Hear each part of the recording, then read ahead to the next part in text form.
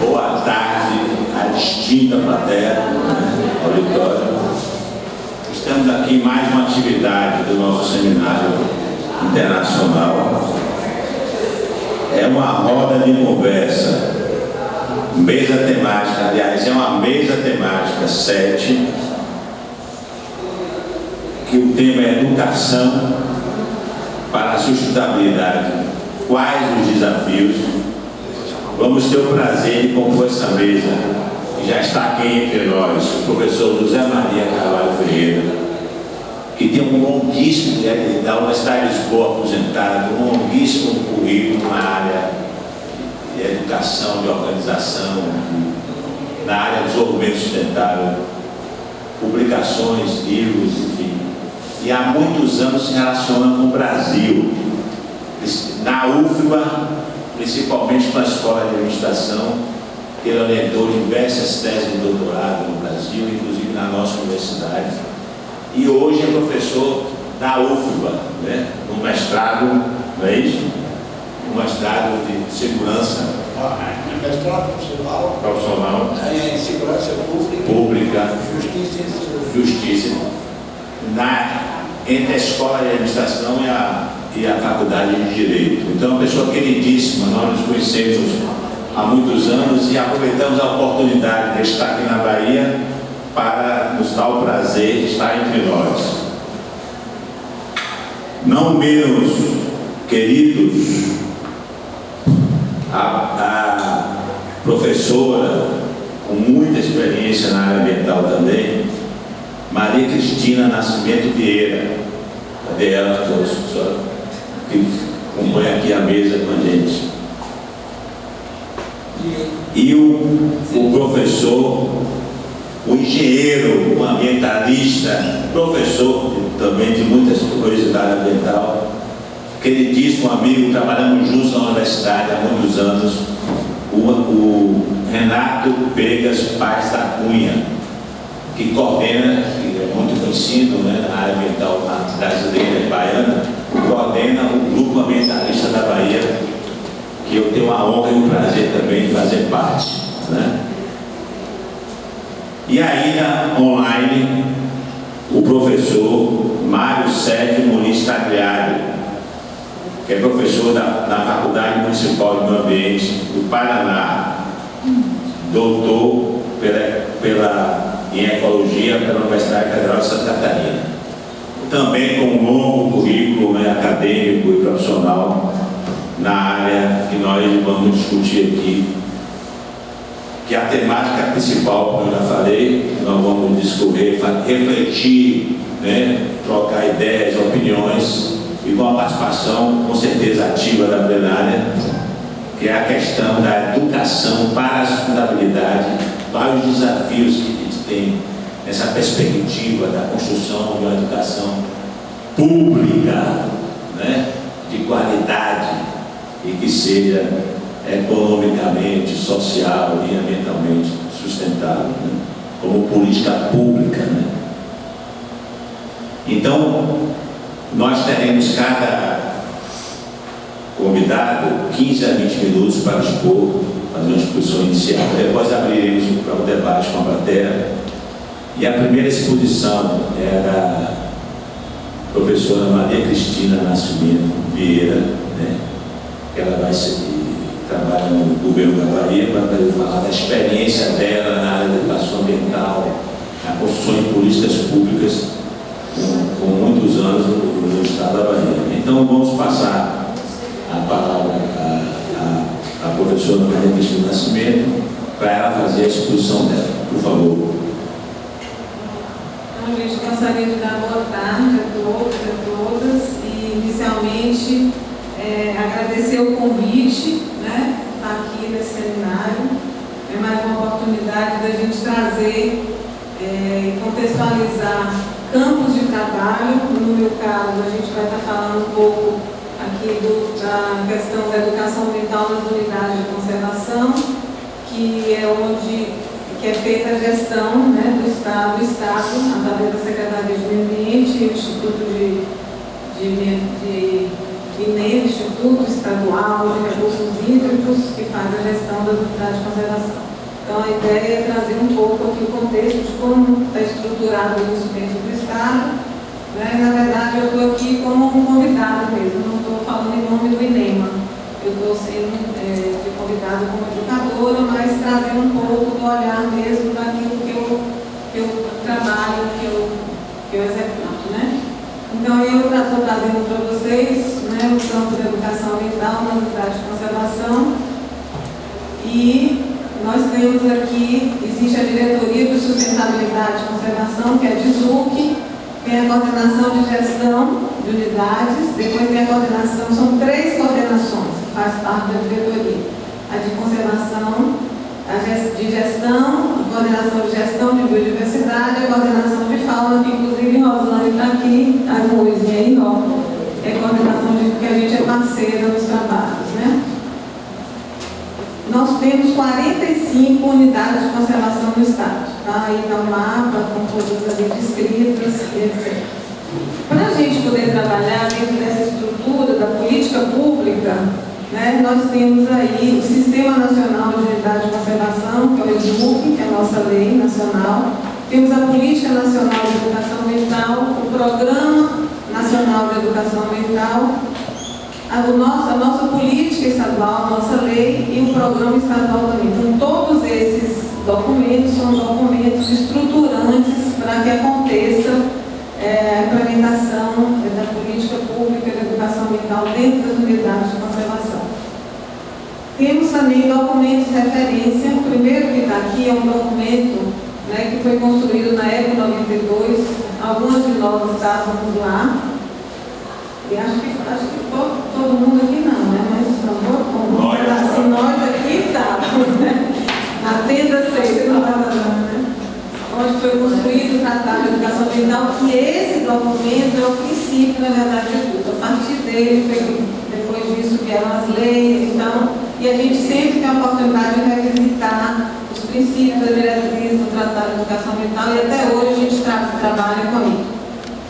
Tem também a Estratégia Nacional de Comunicação e Educação Ambiental, que também foi construída na Bahia, na época foi piloto para a realização desse documento, que também é uma referência, e a gente o tempo todo corre atrás para implementar essas estratégias aqui. Né? Então, a Carta da Terra, outro documento também construído na época 92, e a Agenda 2030. Então, são documentos referências, estruturantes e tudo mais.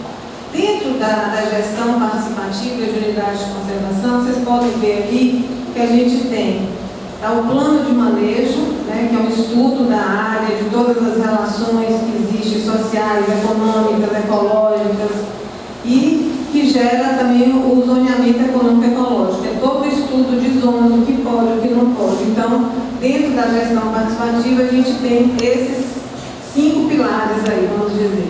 Então, o plano de manejo, que é uma referência, e nesse plano de manejo ele contempla todos os programas, projetos para acontecer naquele território, naquela unidade de conservação. A criação do conselho gestor, também que se dá de forma tripartite, com os movimentos sociais, empreendedores e poder público. Né? Depois eu vou falar um pouquinho do caso específico que eu estou acompanhando. E os planos de ação do Conselho Gestor também, todo Conselho Gestor deve ter seus planos de ação. Trabalhar também com processos formativos para conselheiros e também comunidades e criação de grupos de trabalho ou câmaras técnicas. Geralmente os grupos de trabalho são mais pontuais, são tarefas de 6 meses, 8 meses, e câmaras técnicas a gente faz um processo sempre continuado. Dentro da unidade de conservação, nós temos trabalhado com um espaço educador. Que aquele espaço seja um espaço de diálogo, um espaço articulador, né? Seja, no caso da área de proteção ambiental, na qual eu estou na frente, Santo Antônio, que fica entre Santa Cruz Cabralha e Belmonte. Então, pega o Rio João de Tiba e até o Rio Jequitinhonha. Então, são 2 municípios, então a gente trabalha aí uma articulação grande dentro desse território, né, não só com as instituições do Estado, com os conselhos, consórcios, comitês de bacia, mas a gente também articula muito com o poder municipal, com as secretarias, especialmente de meio ambiente, educação, agricultura, saúde, é o que a gente tem feito por lá.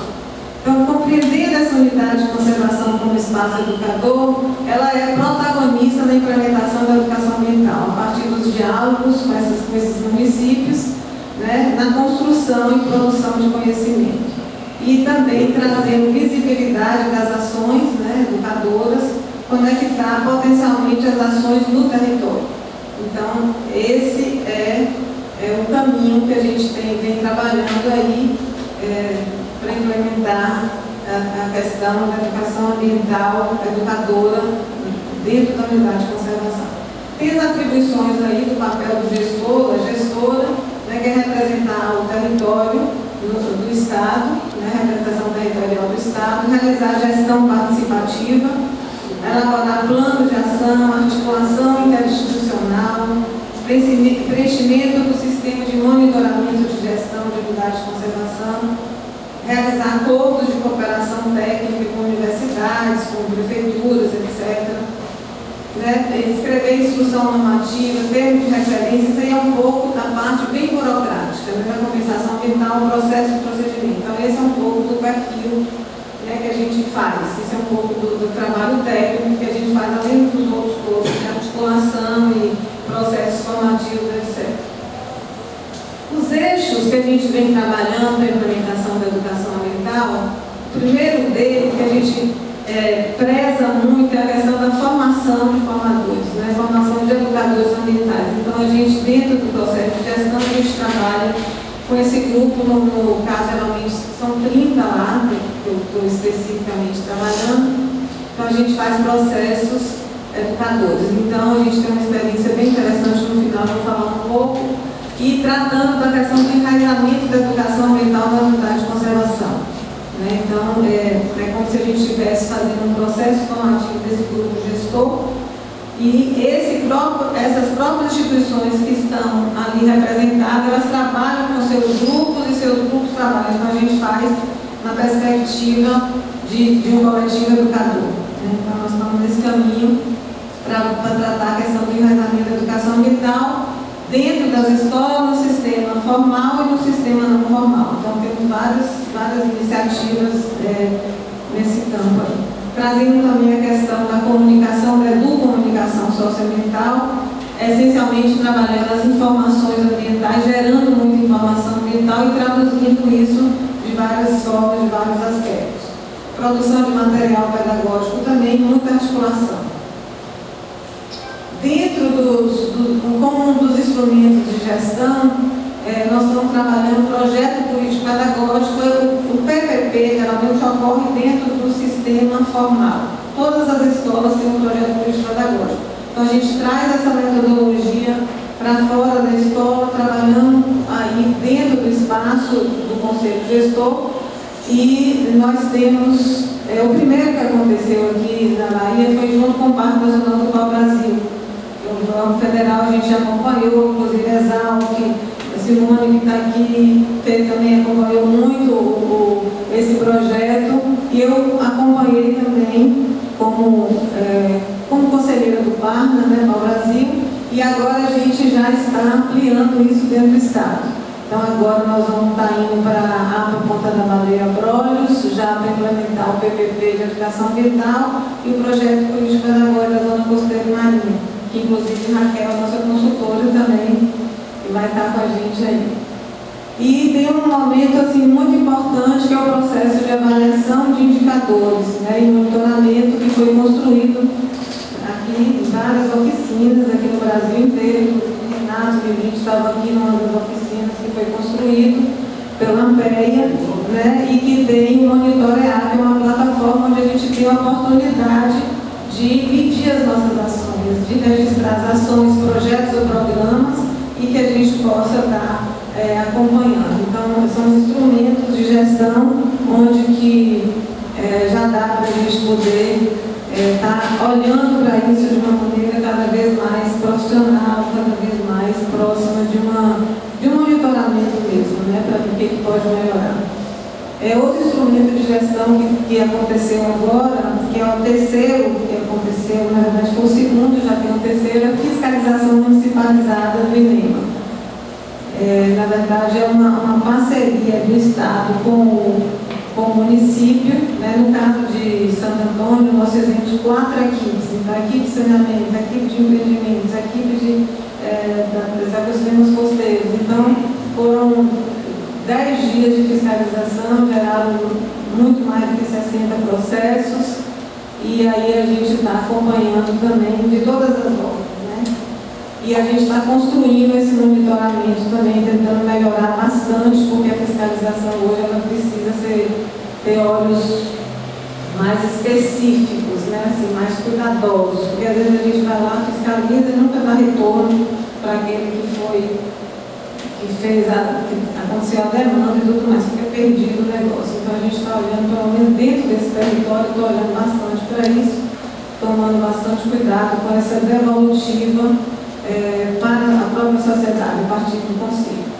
E tem também a regulação ambiental, que é a resolução CEPRAM, da educação ambiental, que foi construída aí desde 2000, antes de 2005 e tudo mais, passou por mim, passou por Zana, passou por um monte de gente, e aí, inclusive, amanhã é pauta da Comissão Interinstitucional de Educação Ambiental, essa questão da regulação ambiental, a resolução do CEPRAM, que fala da educação ambiental no licenciamento, que a gente precisa avançar, que está parado e que ainda está parado. Que é uma coisa que a gente precisa olhar com muito carinho. Né? As formas de atuação que nós estamos trabalhando é a questão da transversalização, né? Que é o diálogo com todos os atores, setores, e a gente vem montando algumas estratégias dentro do Conselho, vários seminários. Então, o primeiro seminário que nós vamos estar falando, esse Conselho que eu estou agora, tem 3 meses que foi instalado, né? Que eu acabei de chegar para lá. E então nós montamos esse conselho agora, então nós vamos trabalhar. Já criamos 4, estamos com 4 câmaras técnicas já, e com cada uma também já com suas possibilidades de trabalho, seus planos de trabalho, que a gente vai estar afinando agora em abril. Mas a questão da transversalização é fundamental, né, de poder dialogar com todo o território, com todas as áreas do conhecimento. Eu estou montando uma estratégia de seminários técnicos. Então, o primeiro seminário técnico que vai ser do Conselho vai ser com as instituições, as associações de movimentos sociais, para a gente poder olhar para cada uma delas e ver o que cada uma precisa para avançar, para deixar tudo organizado, documentação, etc. Formação de redes temáticas, né, e parcerias no território. Então, tem sido essa forma de atuação. E dentro da gestão aí de Santo Antônio, a gente está com um programa que nós começamos juntamente com a Universidade Federal do Sudoeste da Bahia, Secretaria de Meio Ambiente, Secretaria de Educação, Fórum Municipal de Educação, que é o Programa da Formação Continuada de Educação Ambiental. Aí nós pegamos Santo Antônio e Coroa, então abrimos para a comunidade, chegaram 60 pessoas, e conseguimos terminar com 50. Então, essa turma que chegou com isso, todas as escolas de Cabralha, programa de saúde da família, vereador, pessoas aposentadas, né? Então, pessoal da agricultura. E, como desdobramento desse programa, nós temos hoje 11 projetos socioambientais acontecendo diretamente, porque esse programa veio antes de eu assumir a gestão da unidade. Então, na verdade, eu compreendo que, no fundo, foi uma grande sensibilização no território, que quando a gente abriu o processo do edital para formar o Conselho Gestor, estava todo mundo já no pique total. Então, a gente já chega assim, parece que tudo, 2 minutinhos as coisas estão acontecendo. E aí é isso. Então, um pouco aí na hora do debate, a gente vai falar. Então, obrigada.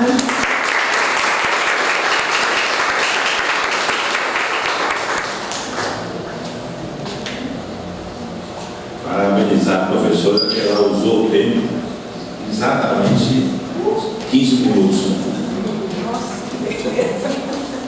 Pela ordem, agora vamos ouvir o professor doutor Mário Sérgio Muniz Tagliari. Está posto aí. Beleza, oi pessoal, boa tarde. Só confirmando, vocês estão me ouvindo bem? Opa, show, show de bola. Então, boa tarde a todos. Prazer estar aqui participando, por estar à distância, possibilitado do evento. Queria agradecer a toda a organização pelo convite, especialmente pela professora Thaís também, que fez a frente, né? A também está ajudando na organização aí do evento. E, bem, enfim, vou tentar ser o mais breve possível. E eu acabei de passar minha apresentação para a Maria, acabei de enviar agora, né, mas ela pode botar aí, colocar ao fundo, assim que ela conseguir, tá? Enquanto isso, eu vou falando para vocês do meu trabalho e como eu encaixei essa apresentação, essa palestra aí na mesa temática, né? De título de Educação para a Sustentabilidade e seus desafios, né? Na base, eu sou biólogo, então, o professor apresentou ali, sou doutorado em ecologia, deveria ter em 2021,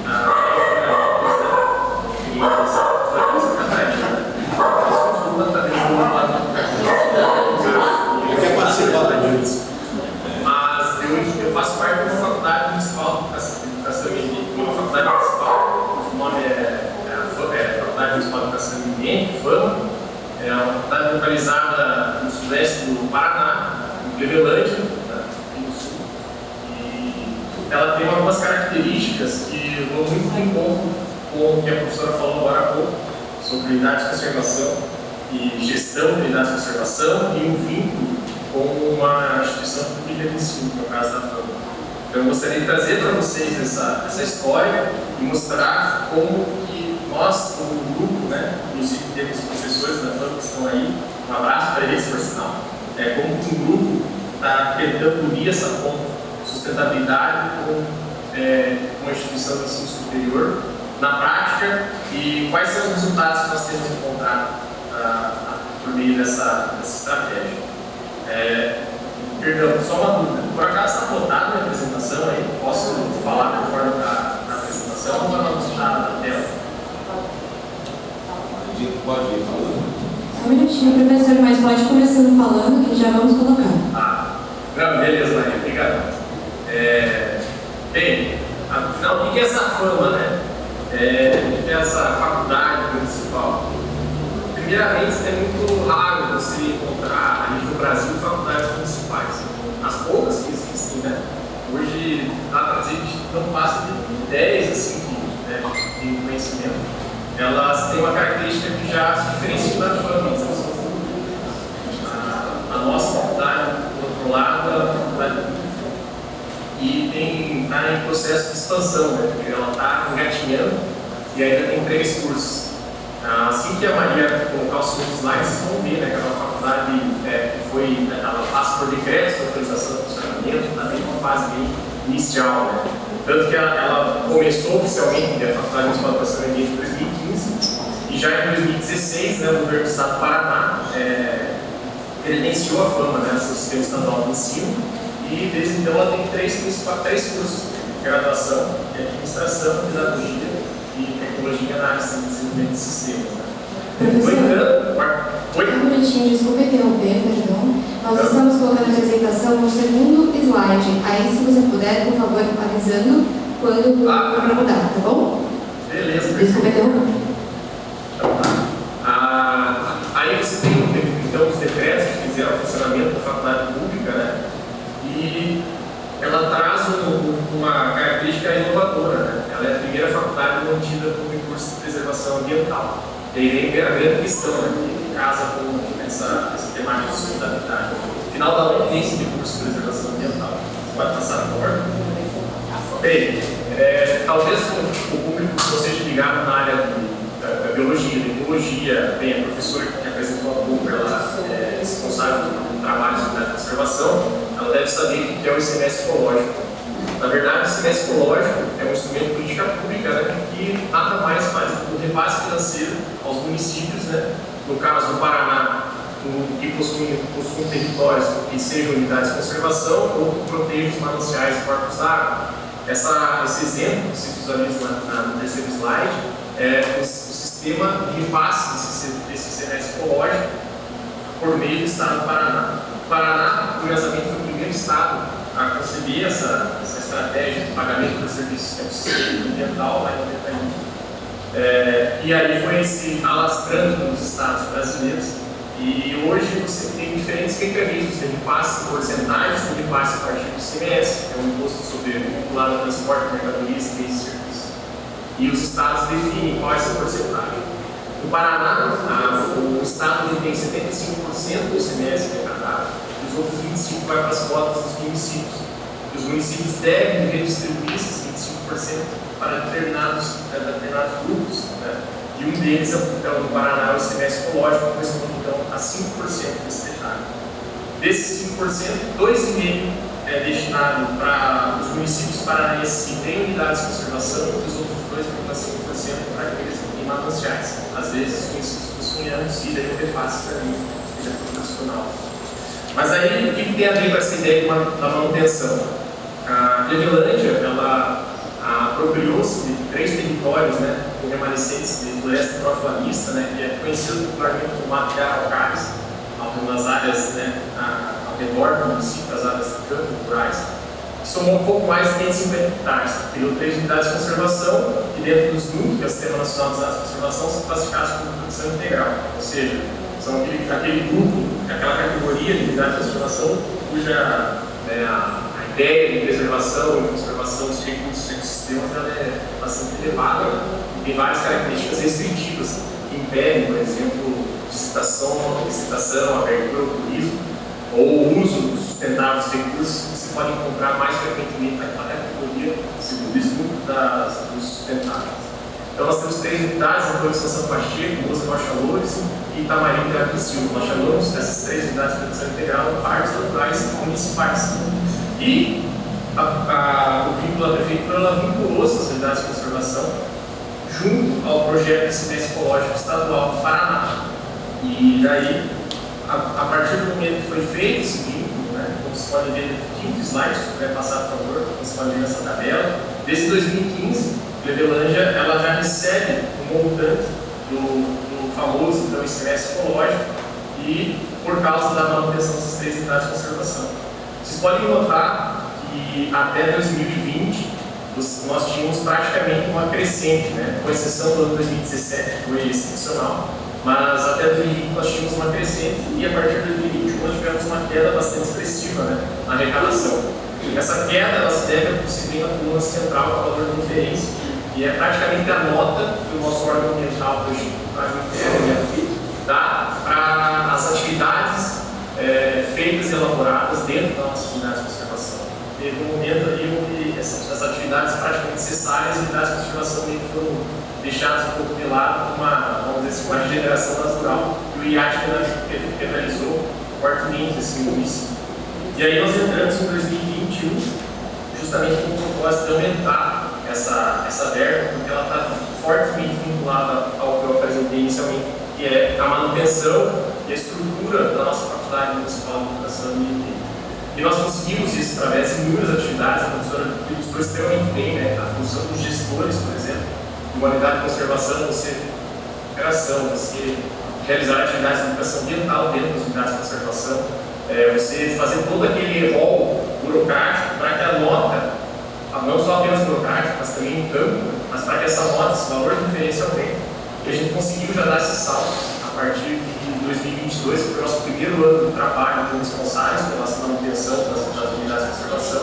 E a gente já conseguiu voltar para o patamar de 3 milhões, 203 mil reais, praticamente 3 milhões e 200 mil reais arrecadados por ano. A tendência esse ano é que a gente consiga chegar a 3 milhões e 600, o que já é algo excepcional, pelo fato que de 2015, quando nós entramos para 2023, saímos de 100 municípios que faziam parte do ICMS ecológico para 2023, onde já estamos entre 200 a 250. Então, você manter um repasse proporcional e elevado, quer dizer que você está ganhando os municípios.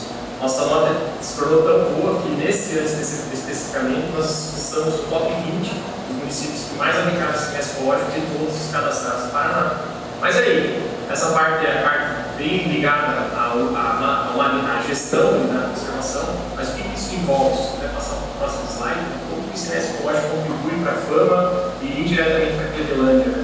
Desculpa pelo texto grande, eu tinha feito PowerPoint, não tem animação, né? Senão teria muito texto junto, mas se vocês puderem olhar para a coluna da esquerda de vocês da tela, as ações realizadas em prática. Por causa desses trabalhos, primeiramente, a gente fez também os planos de manejo, né, junto ao órgão ambiental, unidade de conservação, esse montante arrecadado ele serve, gera até não gera nenhuma dívida para manter toda a nossa instituição urbana, né, dentro do corpo docente, dentro das atividades com os docentes, dentro da parte de manutenção da instituição. Ou seja, o que nós temos arrecadado no outro ano supre as demandas da instituição e gera excedentes que são reinvestidos em outros projetos que eu vou falar. A gente está fortalecendo ainda mais as parcerias institucionais e também os acordos de cooperação. Por exemplo, o acordo de cooperação foi o plano de manejo para federal, a UTFPR, né, pelo Patrão. Mas também nós estamos fazendo parcerias institucionais, uma delas, por exemplo, com o Unicamp, o Dr. Lucas Ferreira. Nós estamos fazendo um cálculo sobre o montante de capacidade que o Brasil pode ter no pagamento de serviços ambientais e assistência ecológica. A gente tem parcerias com o IFPR também, Pedro Palmas, onde está fazendo a genômica das sementes da araucária, o famoso pinhão. A gente está querendo ver a diferença entre a genômica dentro e fora de áreas de conservação, dentro de reservas legais, dentro de ativismo, em áreas de agricultura. Então a gente está começando a utilizar as unidades de conservação como um gigantesco laboratório para muitas parcerias institucionais. Também a gente está sendo responsável pela organização da Semana do Meio Ambiente, nossa instituição anual, geralmente não, mas sempre em julho, no Dia Mundial. Fazemos inúmeras ações educativas com os munícipes, né, com os acadêmicos, com os docentes, ou seja, nós também levamos o pessoal para os parques, para atividades lá dentro da educação ambiental. Então a gente tem um grande trabalho de conscientização ambiental, que vai na rádio, que vai na entrevista, ao máximo aumentar essa conexão para que as pessoas saibam uma unidade de conservação bem preservada, com suas características, tanto bióticas e abióticas estáveis, elas geram benefícios diretos para a população. Também fazendo ações com floresta, enfim, inúmeras atividades. Como eu estou dizendo agora, uma delas, por exemplo, conseguiu coincidente de verba monitoramento por câmera trap, né? Nós estamos hoje com uma quantidade de câmera trap, de monitoramento de fauna, que ela supera, excede, inclusive, das universidades federais do Brasil. Então a gente está conseguindo fazer um diagnóstico muito real e bastante fidedigno, né, da fauna e da biodiversidade, especialmente mamíferos aqui no sul do Brasil. Além, né, de pesquisas, publicações científicas, a gente está utilizando as UCs também como ferramentas para desenvolvimento da pesquisa. E aqui a coluna direita também tem ações implementadas e futuras, né? Mas acho que mais falaram melhor, ficaram repetindo bastante texto. Bem, parques têm essa característica, né, gente? Eles têm um valor subjetivo que é a beleza cênica. Essa é um dos nossos parques banhados pelo Rio Juí, que é um afluente do Rio Iguaçu, posteriormente um afluente do Rio Paraná. Mas esse é um rio super importante da região sudoeste do Paraná. Vocês veem aí, por exemplo, uma área de remanescente da Mata de Araucárias, né? No nosso parque famoso é Baixa Luz. O que nós fazemos, por exemplo, que indica que possa aumentar a nossa nota, né? Vocês veem aí, por exemplo, são placas de sinalização, coleta de lixo, que isso é um ponto de beleza cênica que leva muito pessoal para a atividade de educação ambiental. E é logo atrás dessa paisagem. Tá certo que as pessoas mais assim, ligadas à conservação podem ficar chateadas com isso, mas faz parte da legislação tanto federal quanto estadual, né, ambiental, dentro das unidades de conservação. Professor, faltam 3 minutos, tá bom, para encerrar? Sim, tá. Eu acho que você tem que colocar agora na imagem que tem, na figura que tem 4 imagens, né, com o cara, o boião, que é o professor Claudio, segurando algumas lutas de araucária, essas são as nossas ações de florestamento. Embaixo são atividades de educação ambiental, na direita nós temos feito levantamentos sociológicos, também tem diversidade de flora. E, passando para o próximo slide, um compilado, né, que é várias fotos da série de atividades que tem feito com as unidades e junto com nossos acadêmicos da nossa faculdade. Então, é uma interação muito forte. E, por fim, né, você passa para o último slide, então, só para concluir. Vocês estão vendo um modelo esquemático que começa, é uma imagem com várias setas, né? Mas essa lógica de sustentabilidade, né, a gente está querendo testar agora por meio de uma teoria, né? E essa teoria é um projeto de pesquisa que provavelmente vai levar mais 2 anos, onde nós vamos querer entender até onde vai positivamente essa interação dos parques naturais municipais e o funcionamento da nossa instituição, a FAM, e ao mesmo tempo como contribui no conceito completo de consciência socioecológica, ambiental e engajamento por parte dos cidadãos A minha hipótese dessa nova projeto de pesquisa é que tem um ciclo que se retroalimenta. Cleveland é uma cidade muito pequena, talvez isso beneficie muito nossas atividades, e a tendência de conseguir expandir cada vez mais essas interações. Então eu fico bastante otimista, né, no curto e médio prazo dessa interação sustentável, né, de unidades de conservação vinculadas a mecanismos de pagamento de serviço ambiental, junto com a manutenção de uma instituição de ensino superior. E a gente tem bons olhos, espero que nossos professores que estão aí repassem ainda mais essa informação. Então, muito obrigado, peço desculpa por esse último slide, lembrando que o PDF, então, ele desconfigurou, mas ali embaixo na série do inferior direito se vê quais seriam os benefícios para a população em geral. Muito obrigado.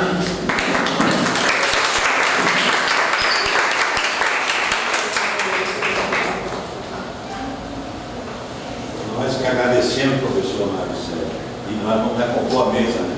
Agora,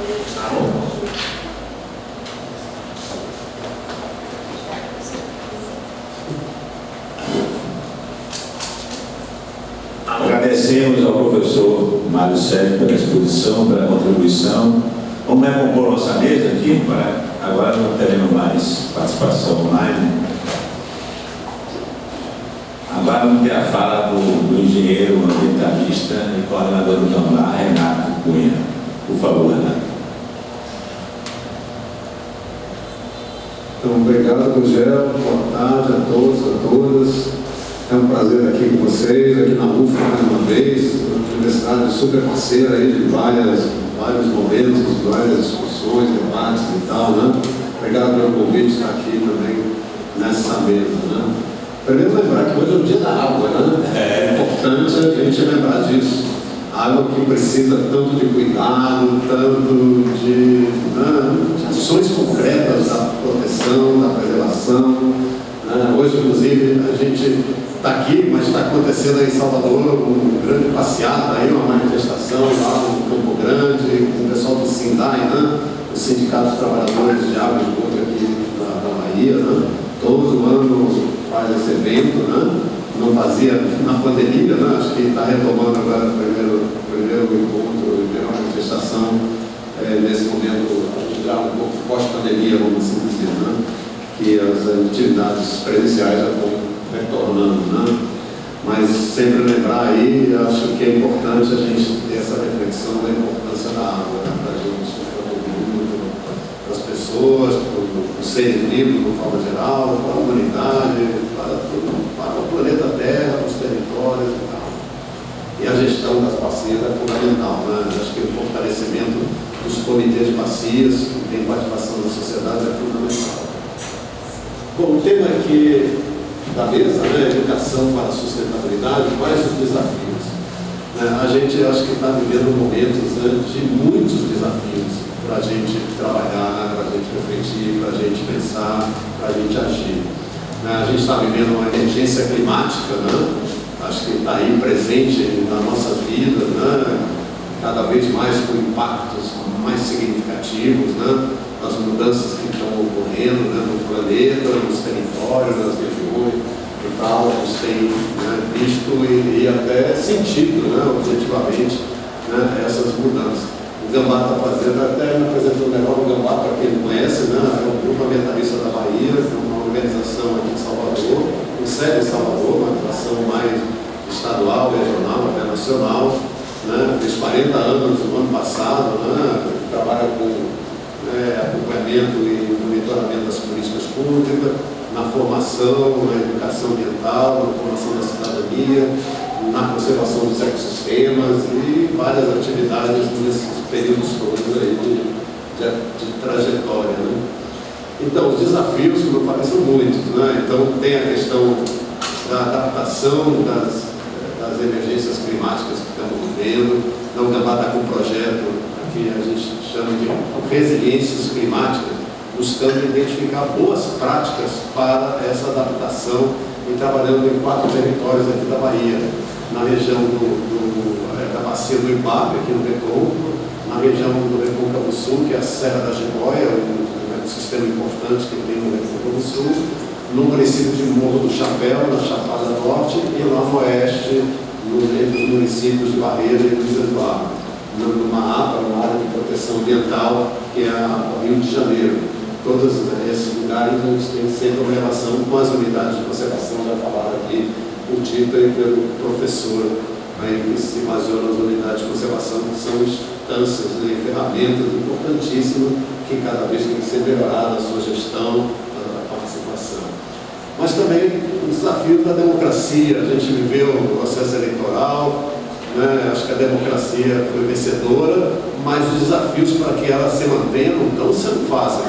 O pessoal aí da direita continua aprontando, vamos dizer assim, né? Desde o 8 de janeiro até todo dia acontece alguma coisa, né? Então não está fácil esse fortalecimento da democracia, mas a gente tem que lutar muito por isso.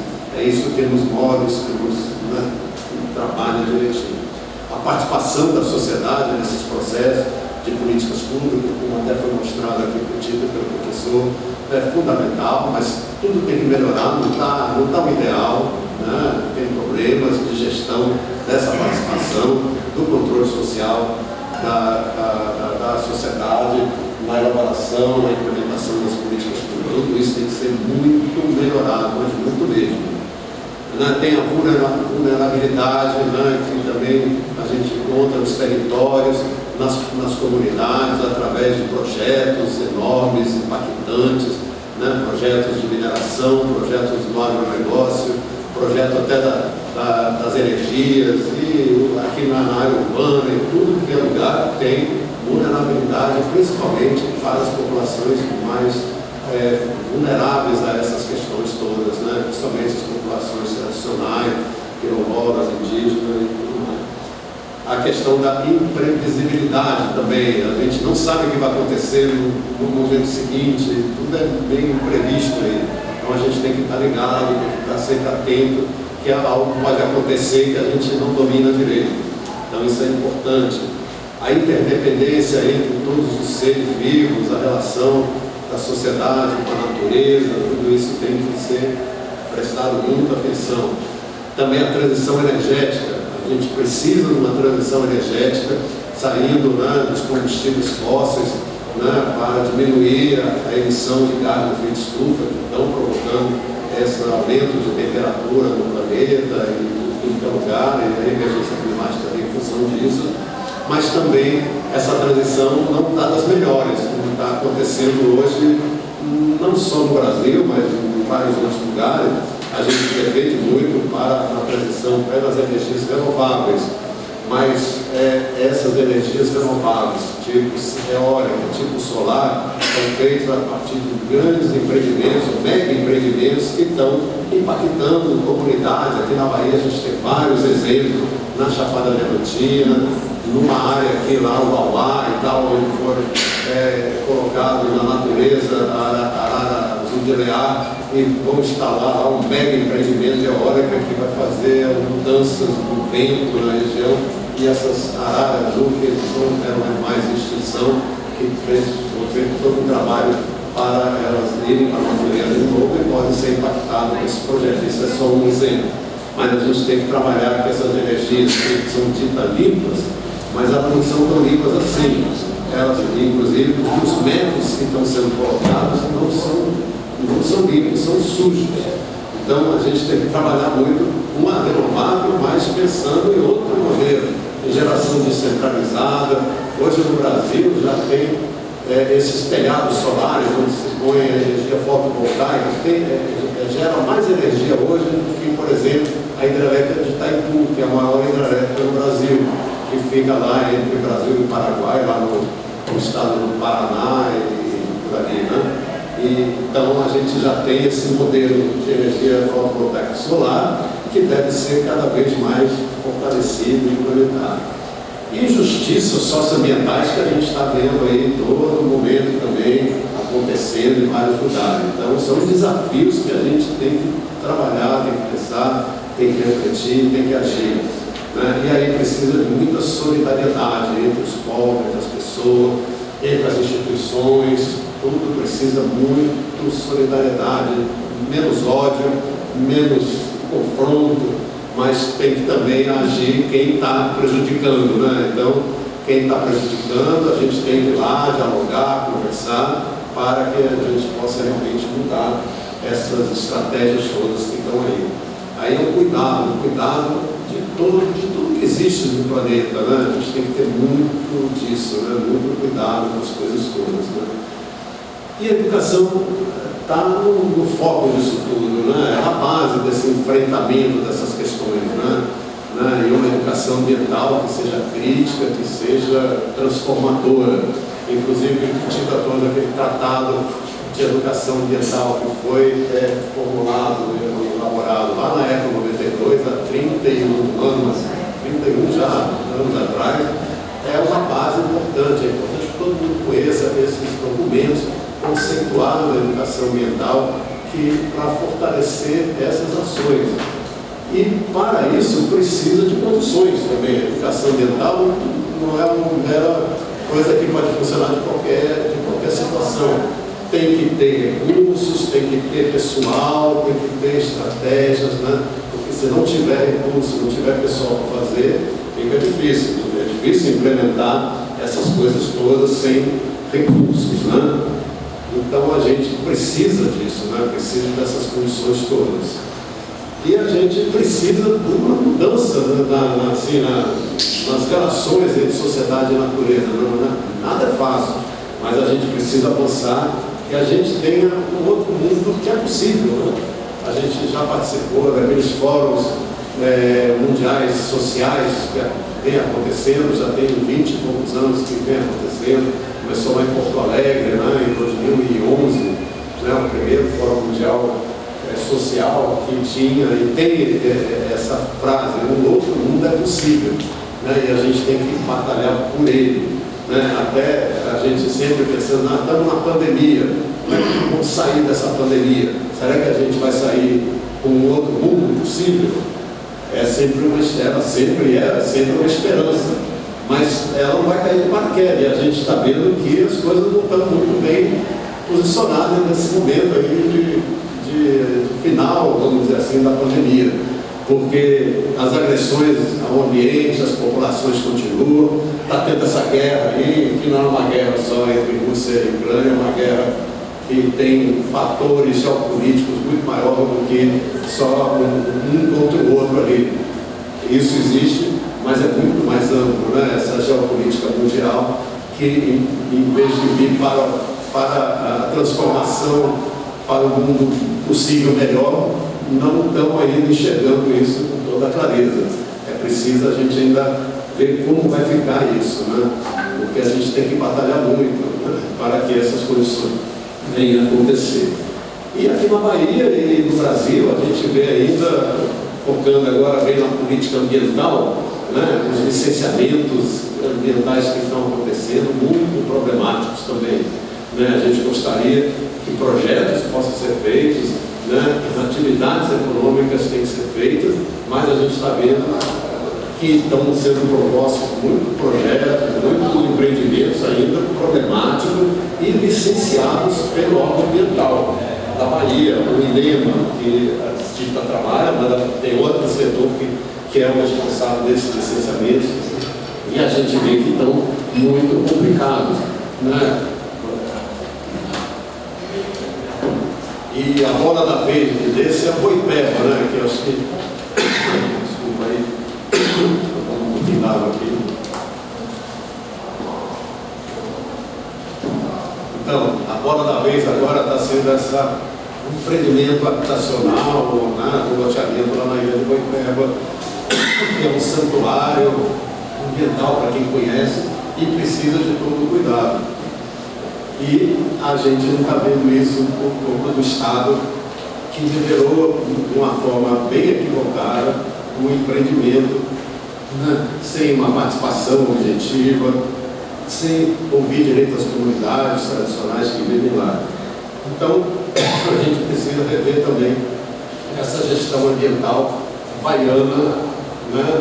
O governo federal estava muito complicado até então, no governo passado, né? Mas agora a gente vê algumas linhas interessantes acontecendo, mas também tem que cobrar. O próprio presidente Lula tem dito: me cobre, me cobre e me cobre, né? Porque nada vai sair tão fácil não. Então a gente tem que cobrar aqui na Bahia também, cobrar e cobrar, né? Porque assim as coisas não vão ser das melhores.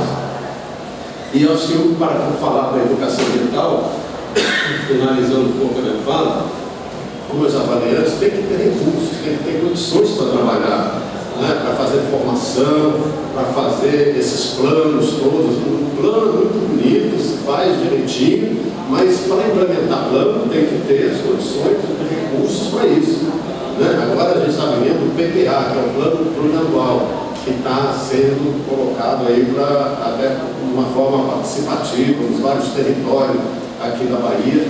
É preciso a gente olhar, ver como é que participa, como é que a gente coloca recursos legais assim, para a educação ambiental, na área das unidades de conservação e outras áreas, na área formal também, na educação formal. E tudo isso precisa de condições.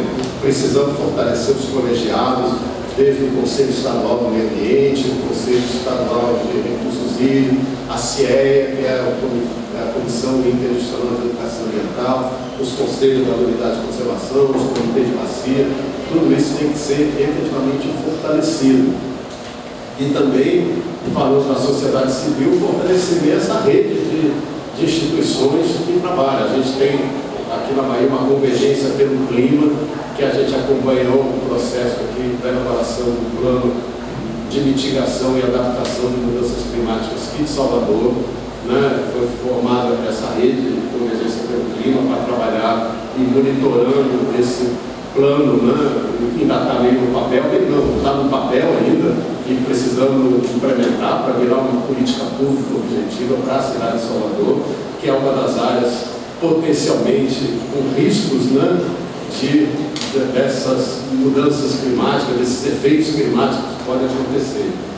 Então é isso, a gente tem que trabalhar muito organizado, muito articulado, para que a gente possa avançar nesses processos. A sociedade civil, a academia, né? todos juntos nesse processo. Que é aí que a gente acho que vai construir melhor a cidadania, as mudanças necessárias para que isso, que a gente, nesses desafios todos que eu coloquei no início, e tantos outros que possam acontecer, ou que estão aí acontecendo, para a gente avançar no processo de uma sociedade mais justa, mais inclusiva, mais popular, né, com participação ativa da comunidade. Então é isso, obrigado aí, valeu.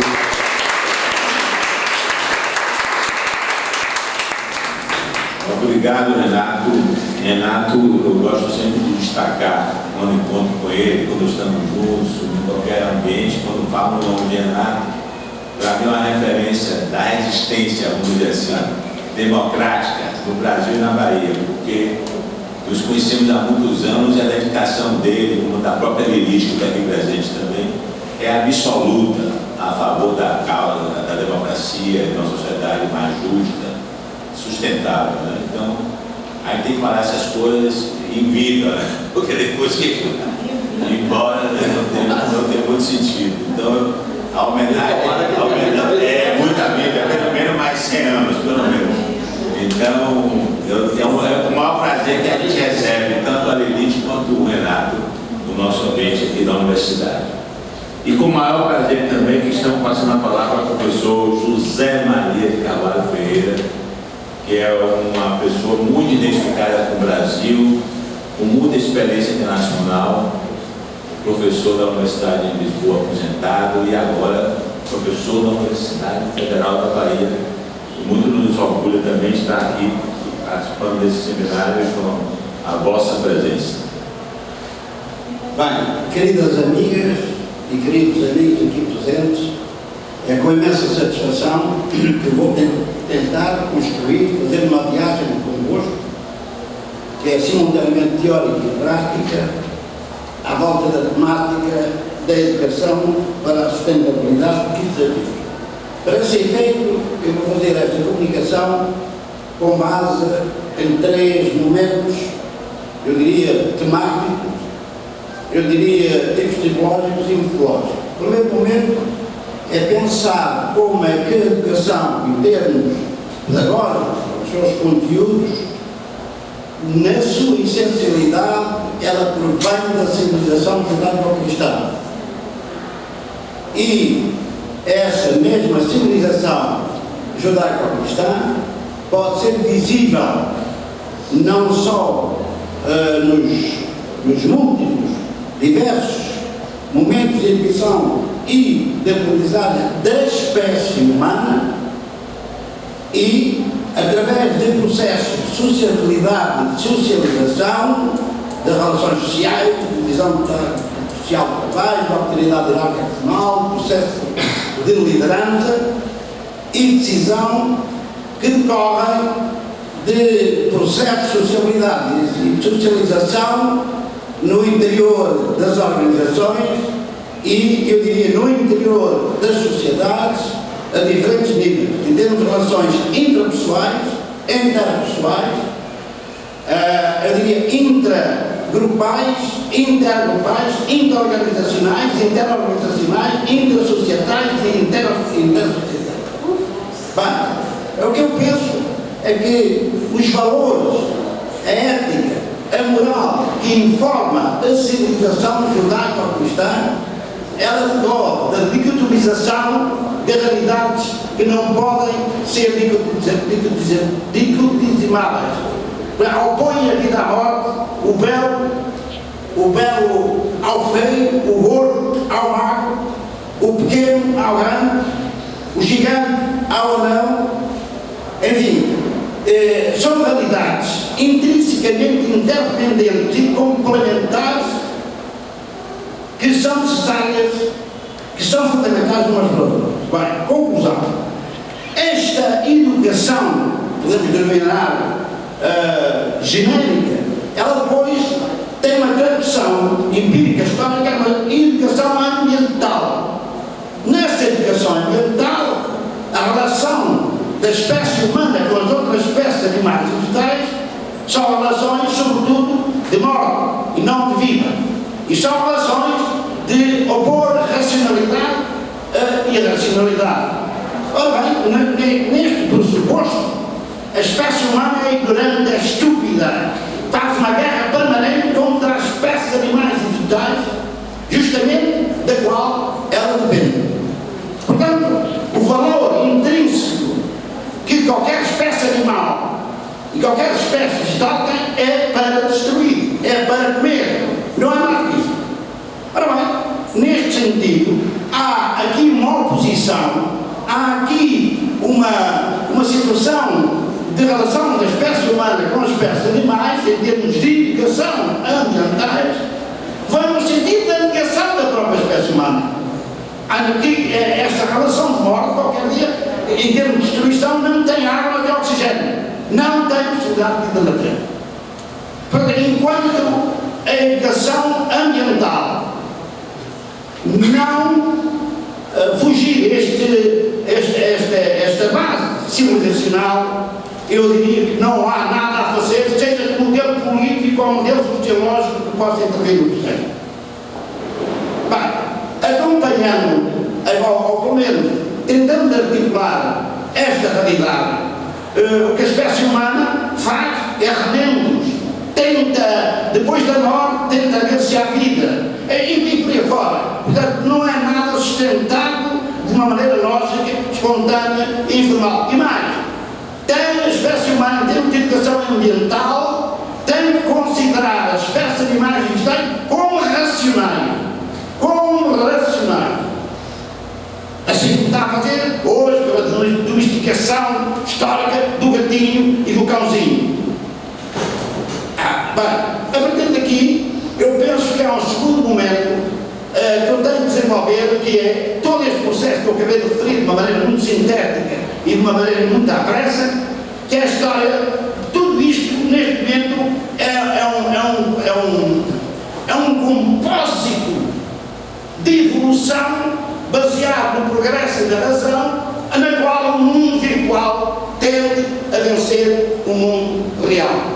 Ora, uma educação ambiental, hoje, nos vários casos, baseada na virtualização do comportamento humano, é bem evidente que a relação com as espécies animais e vegetais muda completamente. Mas, sobretudo, a educação muda, a aprendizagem muda, a autoaprendizagem muda.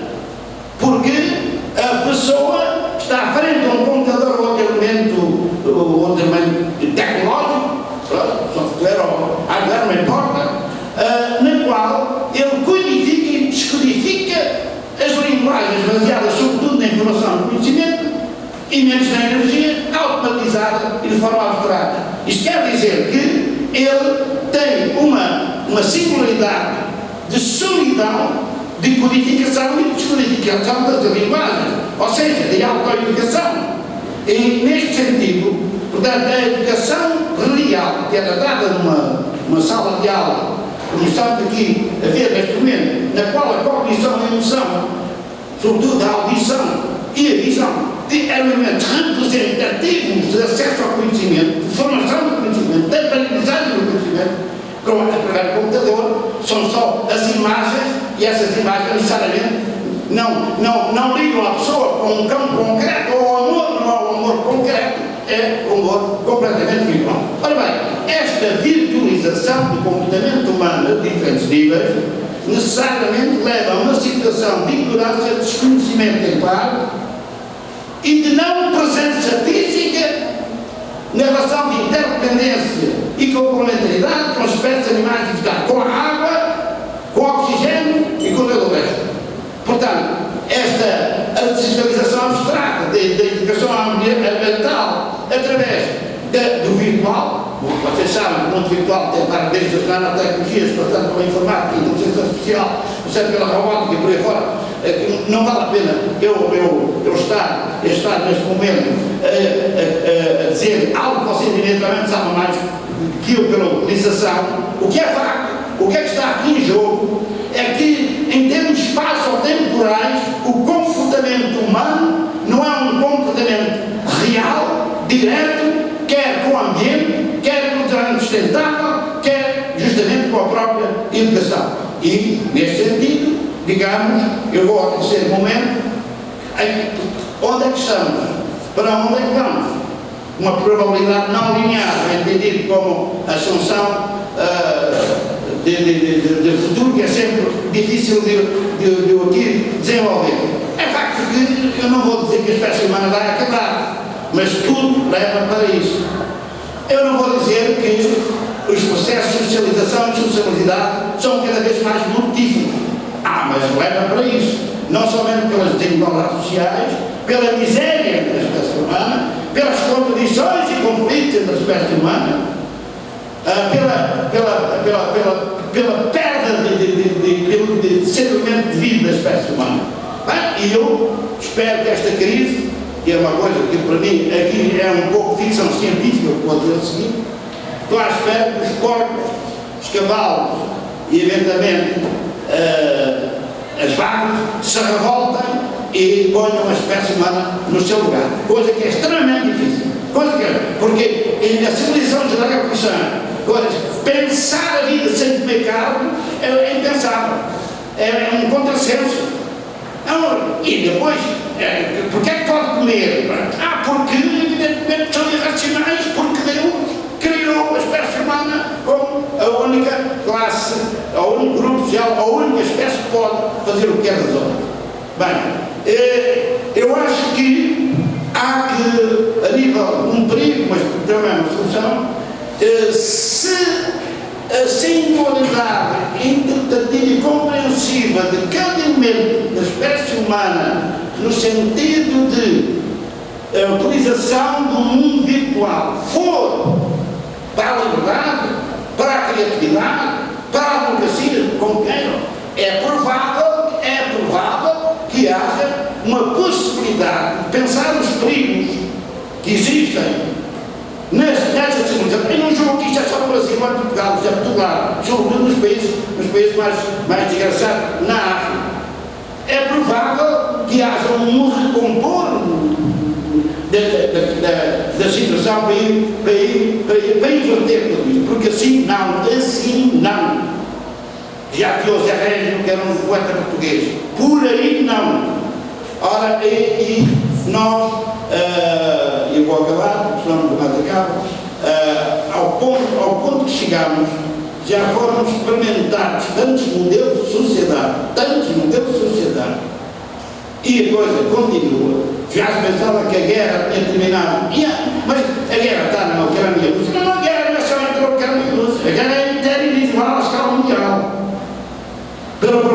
posto de trabalho, para um emprego. Portanto, é isso, pronto, eu vou. Eu acho que eu não quero ser pessimista por oposição aos otimistas, portanto, eu tenho sempre esperança, porque eu gosto de ser humano, amo o humano, e amo na sua diversidade, na sua diferença. E quando não gosto de algum humano, fujo, vou-me embora. Não mato, mas vou-me embora, estou preso. Agora, eu acho que, em termos de dilemas, desafios, aquilo que se tem passado na Europa em termos de dilúvios, catástrofes naturais, e nos Estados Unidos, no Canadá, inclusive aqui no Brasil, quer dizer, é o prenúncio de uma situação que os vendedores que vêm a seguir, eu vou a qualquer dia, não digo Quinta das Tarretas, vou sobretudo para a Quinta onde eu tenho oliveiras, aí vou ficar, mas é uma pessoa, vou para a Quinta das Tarretas. O que é facto é que, efetivamente, o que é que essa gente velha como eu e os pais deixa para os vendedores? O mundo é esse. E, portanto, eu ali achava que, acho, é difícil, não tenho capacidade analítica nem se deve para dizer o que deve ser, mas ao dizer por aí, não como Zé Récio, eu digo, tem de se construir algo que existe. E essa coisa, assim como o homem, a espécie humana, deixou de ser antropófaga, assim como deixou de matar cavalos e de comer cavalos, assim como deixou de comer gatos, e de comer cãezinhos, aprenda, fazer uma coisa com todas as outras espécies animais vegetais, e com as espécies vegetais aprenda a amar as espécies, a brincar com elas, a criar uma árvore, a dar um beijinho.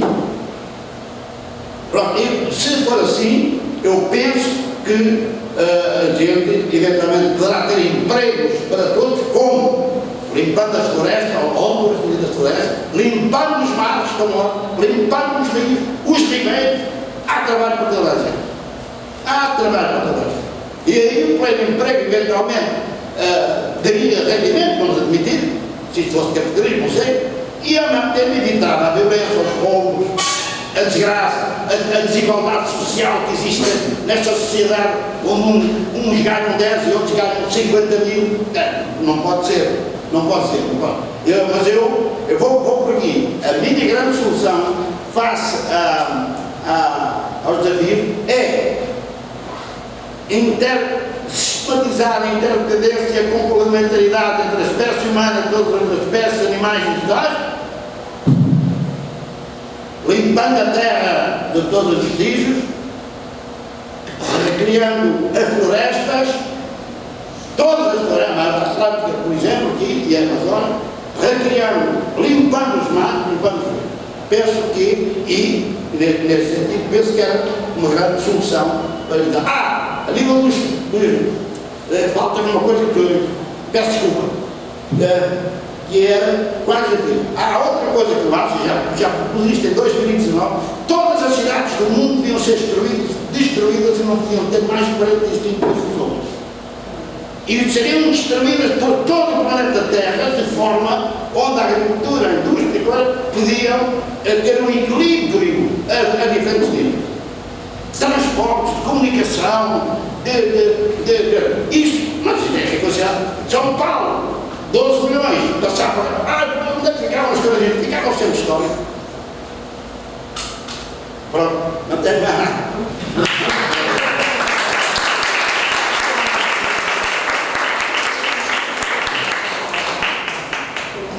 Depois de todos nós que participamos do seminário, né, estamos continuando a participar, vamos ter acesso a todas as referências dos participantes e do professor Damarê também, que tem uma vasta obra, né, na área social, ambiental, tecnologia de informação, né?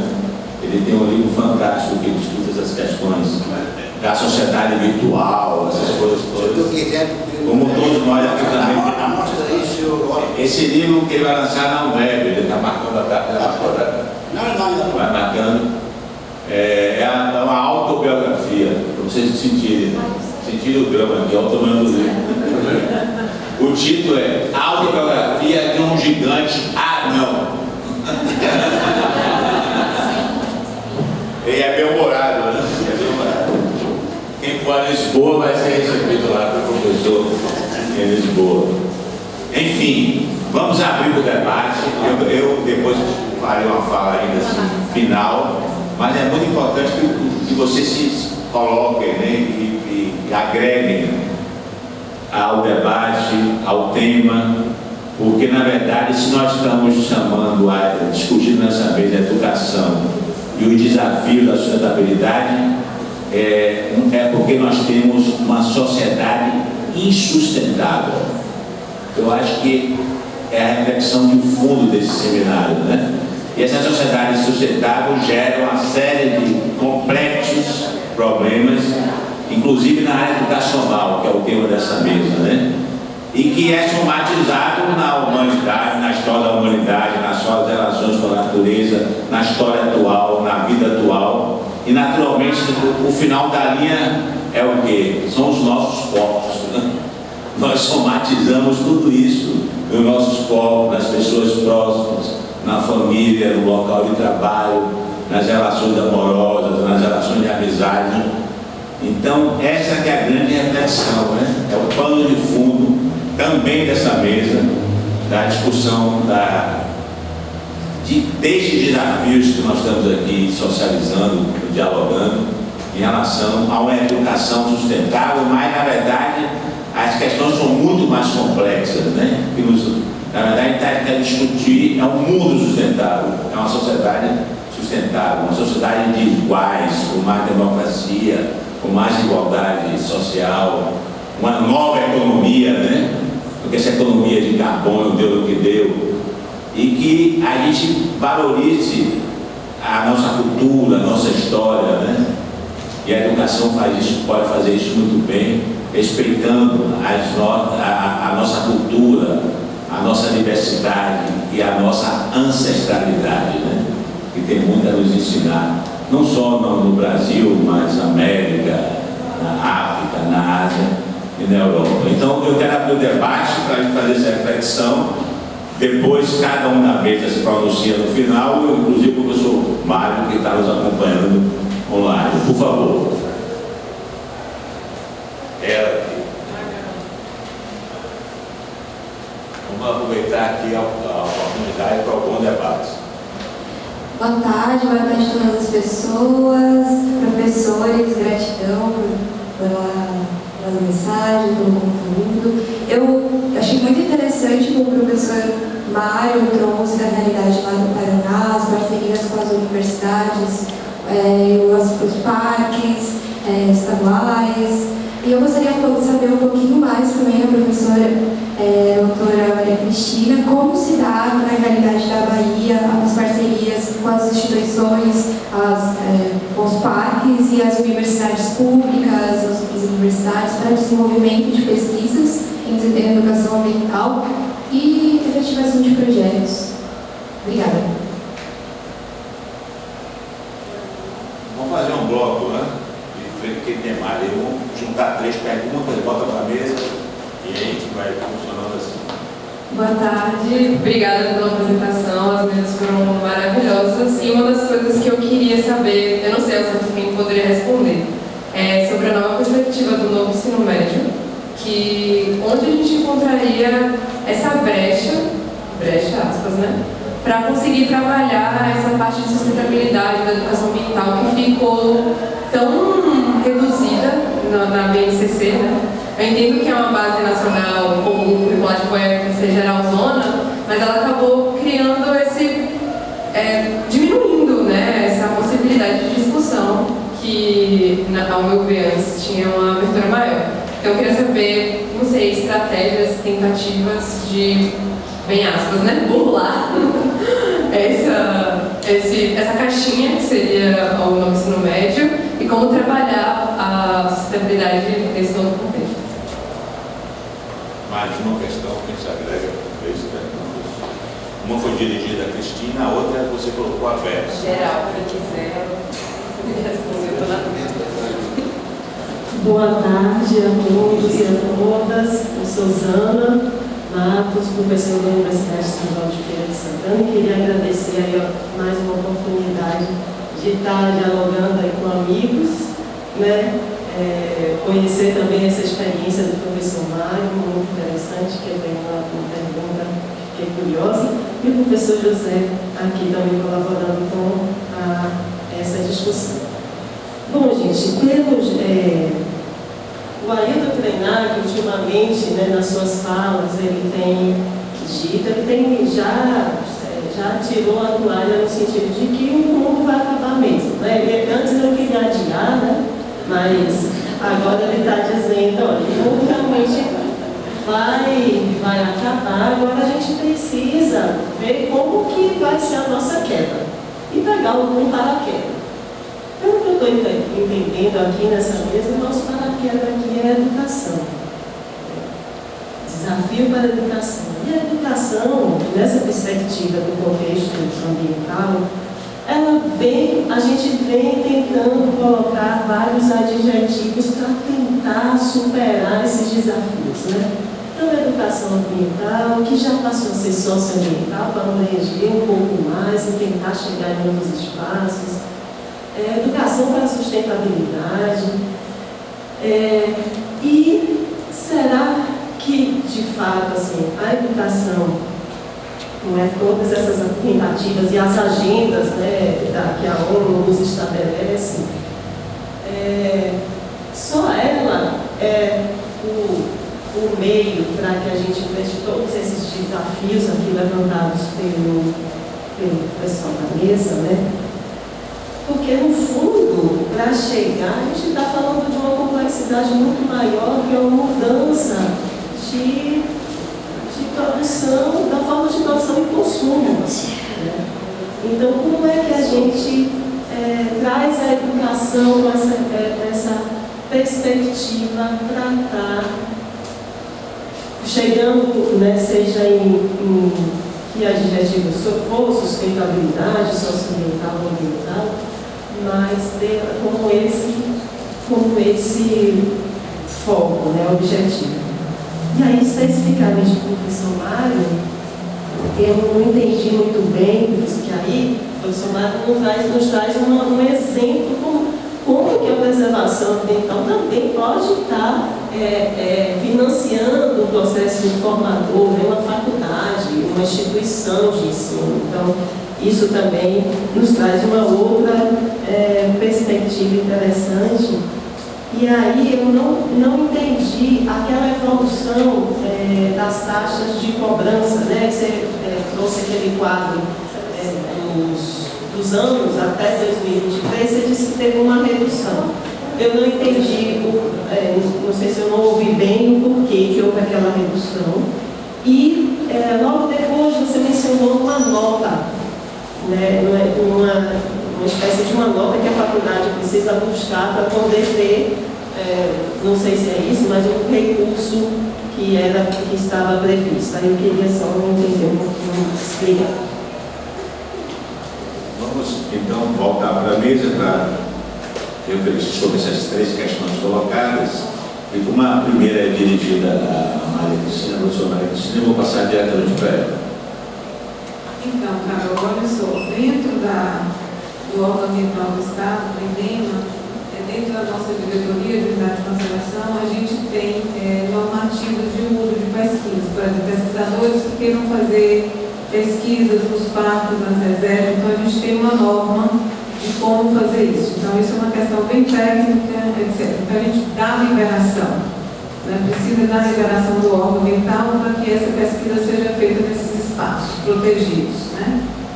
Existe outra forma das cooperações técnicas com as universidades, por exemplo. A gente tem aqui com a UFBA, né, com o Instituto de Biologia, e isso tem avançado bastante. Agora, com o professor Marcos também, a gente também escreveu um acordo de cooperação técnica, que a gente vai ver como é que vai ficar.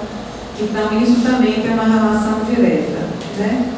E tem os acordos de cooperação técnica também com as prefeituras que facilitam profissionais também para trabalhar no Estado, na gestão das unidades. Então, eu estou te dizendo aqui um pouco dentro desse universo que é as unidades de conservação, né? Agora, ampliando um pouco aí sua pergunta, né? Você colocou um pouco em relação à questão de recursos, alguma coisa um pouco nessa linha também, ou não? Era com relação à efetivação de projetos também, além de desenvolvimento de pesquisas, É porque, olha só, em algum momento nós tivemos o FEFA, que é o Fundo, né, Socioambiental do Estado e tudo mais, e que já foi aberto para editais, que nesse momento entraram vários projetos. Então, nesse momento, nós estamos fazendo umas provocações internas para poder saber o que é que pode acontecer, entendeu? Para a gente retomar esses projetos, por exemplo, para buscar recursos aqui, né? Renato trouxe aí umas 2, 3 vezes essa fala aí, que é uma coisa extremamente importante também, que cria possibilidades, que o próprio órgão ambiental cria possibilidades da execução da ação, não ficar somente aguardando condicionante de licença, ou então a questão da compensação ambiental, né, que é uma outra prerrogativa também. Em relação a essa questão do ensino médio, eu queria, Rita, você se encontra. Você gostaria de falar um pouquinho aqui? Ela perguntou um pouco de estratégia de como trabalhar essa questão da educação ambiental no novo ensino médio. Não sei se a gente já tem alguma coisa. Acho que seria dar uma boa contribuição. Você está diretamente ligada, né? Eu acho, primeiro que o movimento para se repensar esse ensino médio. Então, eu acho que a gente tem que começar a pensar nessa possibilidade de adotar esse movimento, de repensar o ensino médio que está proposto. Porque compromete espaços de construção de conhecimento, de formação, que nós conquistamos, e em especial para populações mais vulneráveis, né, que já têm um comprometimento na formação. Mas independente do ensino médio ser esse ou ser qualquer outro, a grande questão é qual é o espaço para a formação ambiental nesse contexto. No contexto do ensino médio, não importa qual é a proposta. Então, o grande desafio que nesse novo ensino médio, tem algumas redes, como por exemplo a da Secretaria de Educação do Distrito Federal, que você tem um espaço que é um espaço chamado PD, uma coisa, que o aluno escolhe o que ele quer trabalhar. Vários estão trabalhando a área ambiental. Alguns professores estão optando, quem é de história aproveita para trabalhar a história. Por isso eu estou dizendo que, independente do formato, o que a gente precisa é atuar de forma mais efetiva para que a abordagem ambiental esteja presente em qualquer que seja o conteúdo.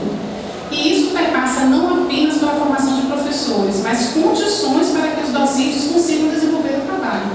Porque, às vezes, você tem até um professor que quer fazer, mas ele não consegue fazer.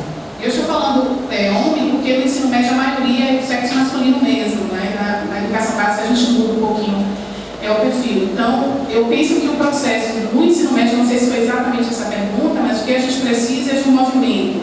Reforçar o movimento de formação docente, mas reforçar o compromisso da escola e de todas as instâncias que atuam direto na escola para que tenham condições para.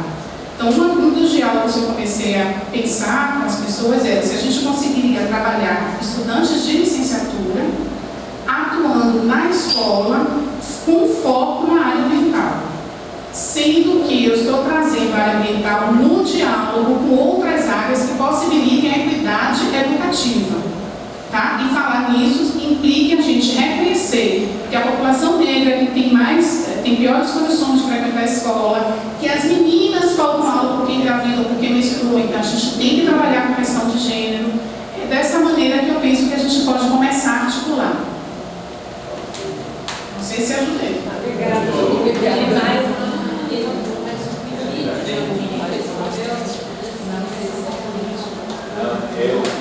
A gente tem que colocar aqui como o Somário vai falar também, que foi provocado pela Zana, a professora. Somário, houve uma questão diretamente para o senhor da professora Zana. Você está ouvindo aí para responder? Sim, perfeito. Vocês estão me ouvindo para responder ela? Bem? Sim. Maravilha. Zana, muito obrigado pela pergunta. Até peço desculpas, eu me deixei com dúvida e obrigado pela oportunidade. eu poder esclarecer essa questão. A questão é se essa relação das taxas de cobrança e o porquê houve a redução. É muito intrincado esse sistema de pagamento do ICMS ecológico que é feito pelo Instituto Estadual Ambiental do Paraná. Como eu disse, é o Instituto Agrointerno.